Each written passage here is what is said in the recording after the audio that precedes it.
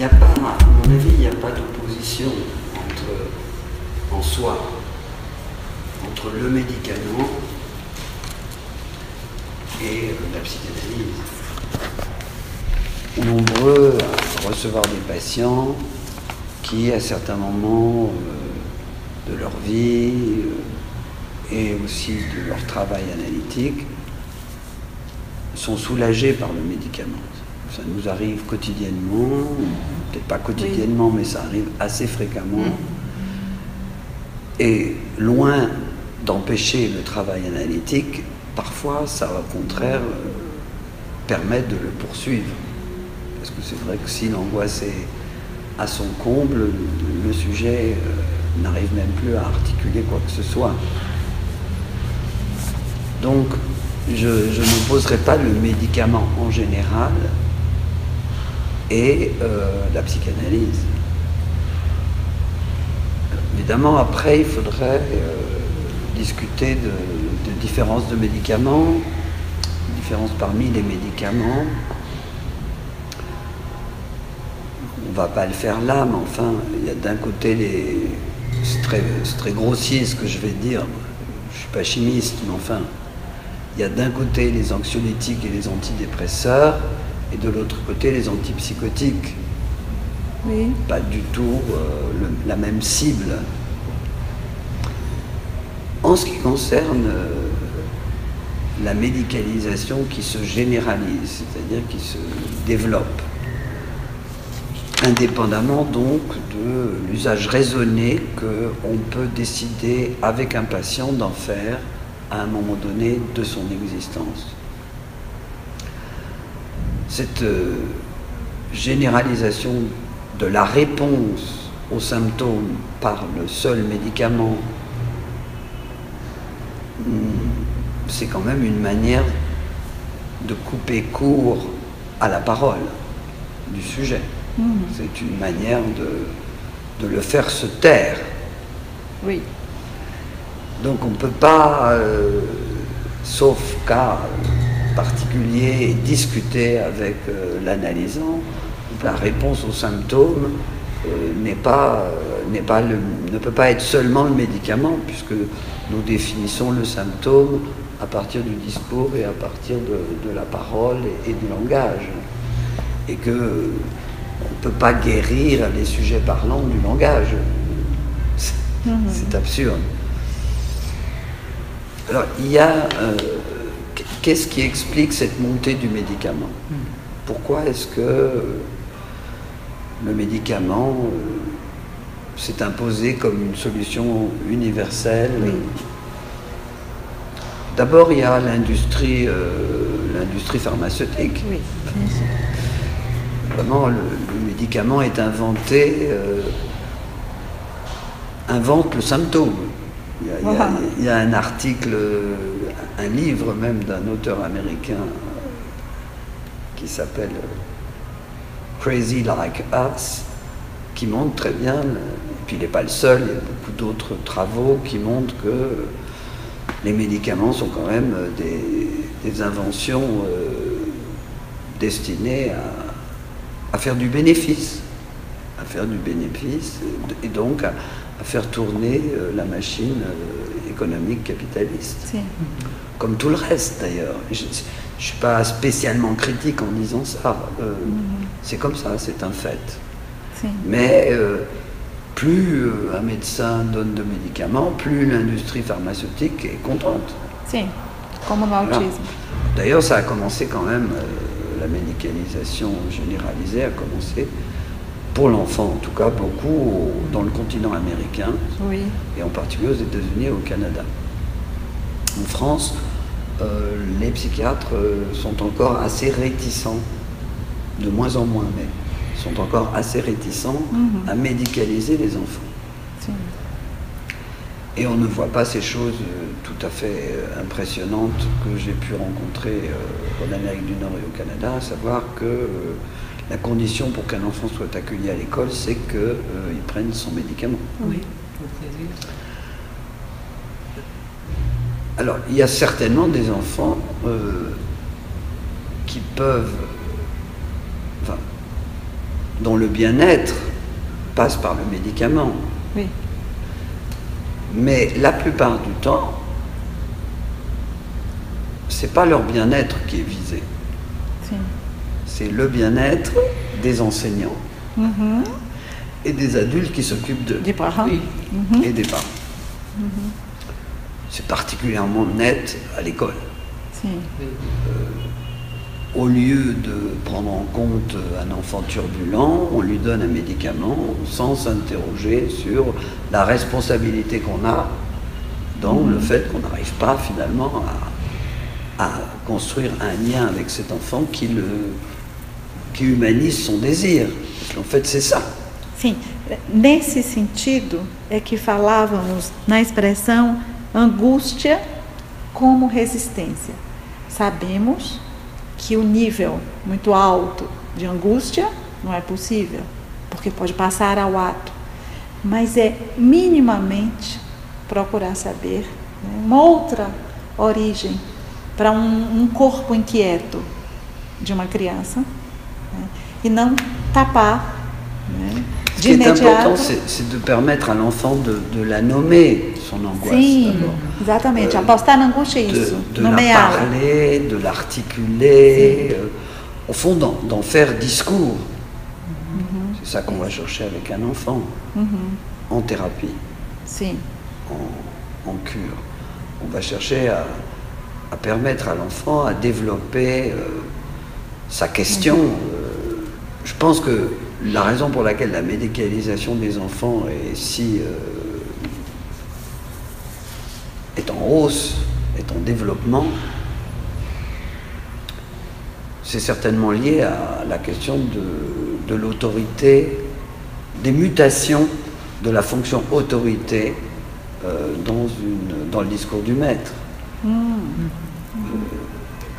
Les parents qui n'assument pas la fonction non, N-O-N, sim, non, la fonction limite. sim, Vous me donniez un exemple tout à l'heure, sim, l'enfant qui est là avec son truc, son téléphone, son jeu, etc. Et le père qui dit il faut lui donner un médicament,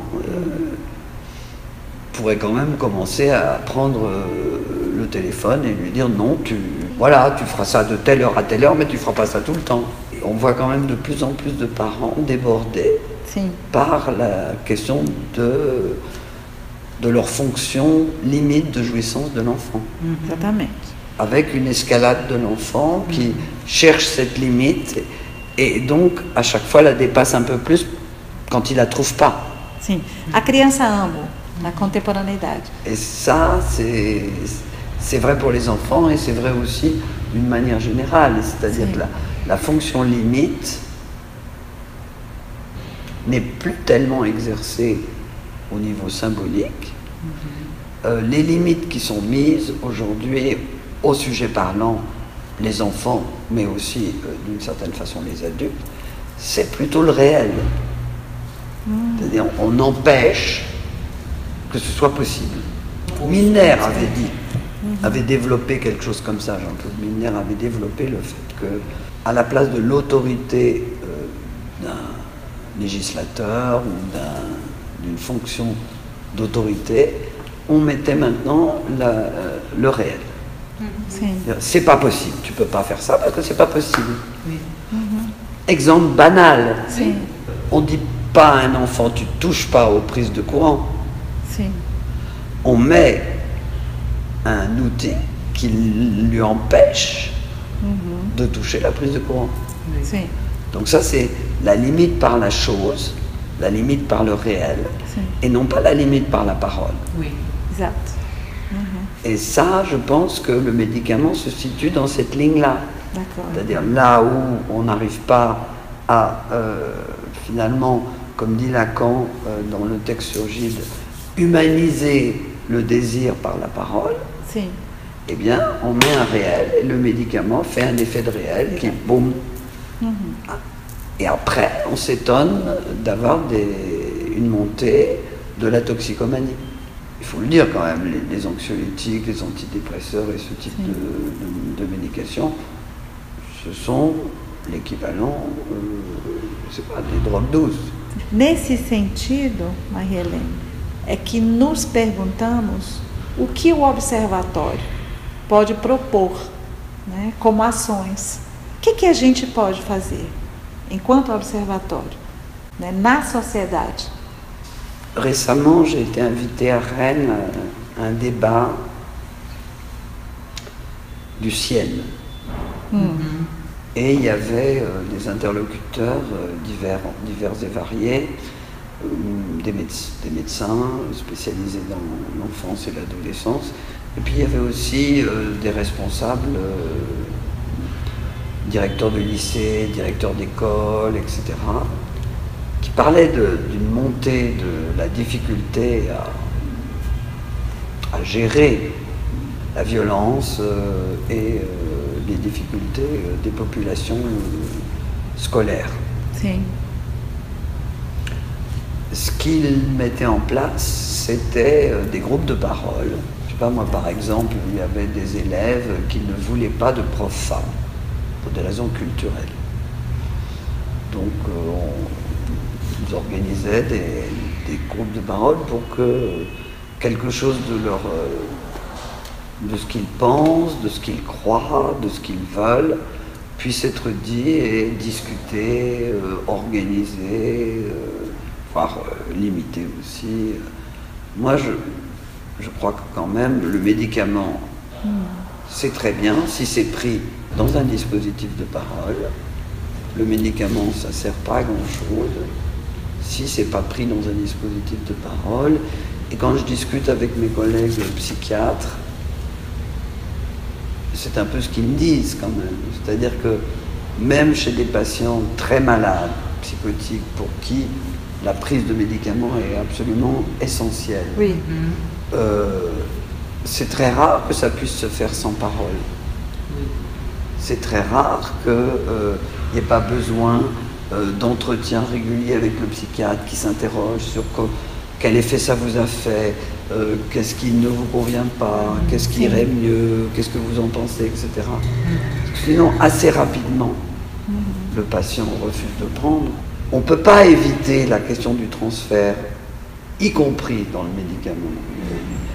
Un médicament, c'est aussi, comme un vieux psychanalyste comme Baline le montrait, un médicament, c'est pris dans le transfert et ça marche de façon très différentielle, Sim. selon que c'est pris dans le transfert ou que c'est pas pris dans le transfert. Sim. Sim. Et il faut pouvoir en discuter. Récemment, j'ai eu un patient qui était très très angoissé, qui avait besoin, qui voulait pas prendre des médicaments, puis finalement il était tellement angoissé que je l'ai envoyé voir un psychiatre qui a pris quelque temps un médicament, puis après on en a discuté, il a décidé de l'arrêter. Mais vous voyez, finalement son angoisse passait d'une angoisse qui touchait un point précis à une angoisse de prendre le médicament, et puis retour. Et tout ça a été pris dans une conversation, quand même. Sim, isso está Retomar com as crianças e os adolescentes certo gosto pela palavra, né? Alors avec les adolescents, c'est assez difficile parce qu'ils ne parlent pas facilement. Non. Ils sont méfiants. É mais difícil. Et il faut passer par le biais des objets qui leur sont chers. Sim, exatamente. Donc l'idée n'est pas que les psychanalystes sont contre les médicaments. Oui. Isso, era L'idée, outra c'est que pergunta. le médicament en soi, Sim. ça ne présente aucun intérêt. Et qu'on sait par ailleurs que le médicament a toute une partie de son fonctionnement qui repose sur le discours. Ça a été démontré Sim. par exemple tous les effets placebo. O Le nome. médicament, ça marche, c'est le signifiant médicament qui marche. É. E o nome das medicações? As Alors, nomeações. Ça, Também? oui. Effector, Sim. Respector. Concerta. No Brasil tem um que chama Concerta. Ce qui prouve que les commerciales de l'industrie pharmaceutique savent très bien le pouvoir du signifiant. Oui. Ils connaissent très bien ça et l'utilisent. Wow.